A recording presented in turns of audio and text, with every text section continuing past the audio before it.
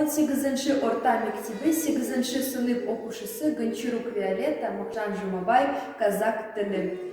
Күш кемді айбынды тұқылады, кеше баты бүгін қорқақ бұғады. Ерекке ұмтылған өшкір жаны кесінде, қан сүйінған жүрек солғын соғады. Қыран күсті қос қанаты қырқылды, күндей күшті күшкілген ел тынды. Асқар Алтай, алтын ана есте жоқ, батыр хандар, арқан жандар ұмтылды. Ерлі, елді, бірлі, қайрат, бақ, ардың, жауыз тағдыр жолды, бәріне бардың. Алтын көнен бағасыз бір білгі бол, нұрлы жұлдыз, бабам тілі сен қалдың.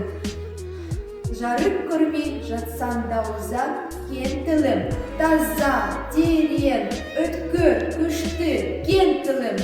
Тарап кеткен балаларыңды бауырына, аққылырмен жатсан, аққылырмен тарта алырсың сен тілім.